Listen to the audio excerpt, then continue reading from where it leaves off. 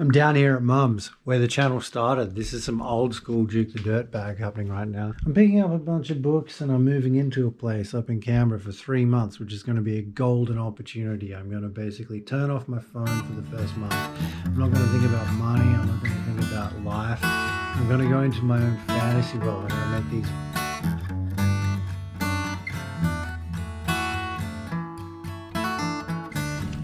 An old friend called today. She said I should say goodbye. Now that I got my long black coffee from the Candeloo General Store and Cafe, I can tell you how excited I am to be leaving the Bega Valley. Not that it's been a bad place, it's been very good to me, but basically I've decided I've got a few months, maybe 2 months, where I don't have to work, I don't have to worry about money. I'm basically just going to see it as an investment. All it means is it's time to do nothing else but do the things I like doing. So I don't think in terms of how much money I've got, I think in terms of how much time I've got to get things done. I started writing songs when I was about 9 or 10 and it just sort of, it's like, yeah, this isn't hard. But I have faith. You have little faith. I'm going to write a hit song one day, pretty sure of it.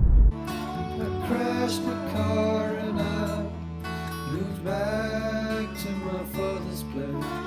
Walking by the creek, strangers having arguments, sound and fury screams, actors in an outlet joke. God is such a cunt. Goodbye, Bega Valley! There's kind of just this assumption that things are going to work out, because I can't afford not to. I keep having these arguments with my dad about joining the army. I'm just like, Dad, you're 70 years old. You can't be a school teacher forever. It's time to serve your country. But in all seriousness, in the army, you do lots of push-ups. And I like doing push-ups. Dad doesn't like the idea of me joining the army because he's a hippie. But I say to him, Dad, you're such a hippie. And he says, I'm not a hippie. I hate hippies. I've always hated hippies. Even in 1969 I hated hippies. In fact, you're the hippie. You got long hair and a beard. Why don't you get a haircut, you poofter? Dad doesn't really talk that way, and I don't really want to join the army. I guess my point is that the army is the only institution that actually pays you to be a musician. So instead of making about 10 grand a year, which I've been making for about 10 years, from busking and doing gigs and occasionally going on the dole or working in a cafe as little as I possibly can get away with, I could make 70 grand a year tax-free, play guitar all the time, do a lot of push-ups, get fit, and potentially go to war with China and get shot. So I basically have no choice but to write a hit album. A hit! I need a fucking hit! The problem I have is that I really don't like most popular music and I hate the music scene. But the good news is, barring anything going wrong with my microphone or my laptop or my audio interface around my guitar or my voice, anything, barring all that, I have about a month or 2 months to indulge in the fantasy that I am John Lennon, Paul McCartney, Ringo Starr and George Harrison all rolled into one amazing hit machine. And I'm going to document the process of writing my wannabe hit album, kind of like that Let It Be documentary, but in a series of YouTube videos. I'm also going to keep running, so don't you worry, there'll be plenty of running footage. I don't even know where we are right now, but we're not here for any reason, so I should go back to the car because I want to get to my new house. The sun over here is riddled with golden holes in this post-traumatic town. I hear explosions at 2 AM. I replace coffee with tea and vodka with exercise. Another new age. Man, some fucking ice clown nearly just killed me, overtaking, coming the other way. Going around the corner, I had to slam on the brakes and almost pull off the road. Bloody scary. Wish I had the battery life to film the whole drive. There's so many morons on this road. I've probably done it about 50,000 times, driven between Canberra and Merimbula. And it's a terribly boring drive. Look around at that shitty ass, crappy, boring ass countryside. It never gets any better. I'm moving into my new place. And the dude who's got the key, it's weird, I messaged him yesterday about picking up the key. And look, he hasn't even seen it.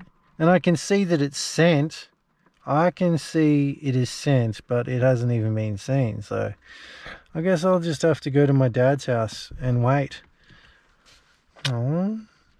776 patients in hospital. Another 17 people have died to the virus. Times more likely to end up in hospital and 13 times more likely to end up in ICU.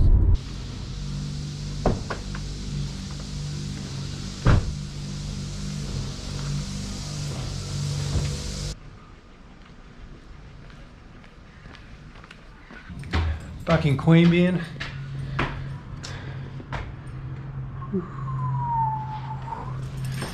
Say hi to Dad, pick up a bunch of recording stuff that I left here, and hopefully get over to the new place. Well, Dad's not here. He's up in Brisbane, which is great because he was trying to get up there to visit his mother, my nana. She's 97 years old and she's in a nursing home, which for pretty obvious reasons is a pretty lonely place to be these days. So I'm glad that Dad got to get up there.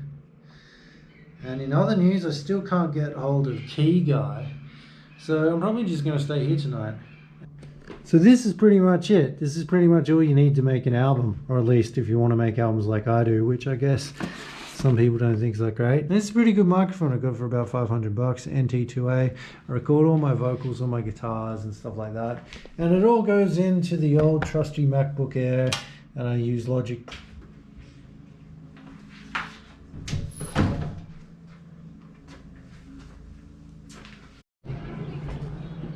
Well, here's to the end of pseudo-homelessness and to the next 2 months recording the most streamed album of the 21st century. Salute.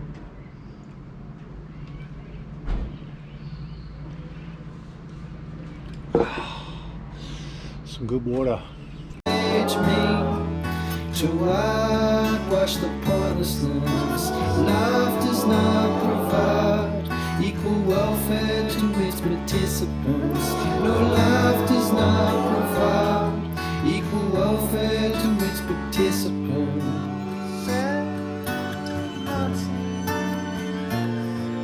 We'll get you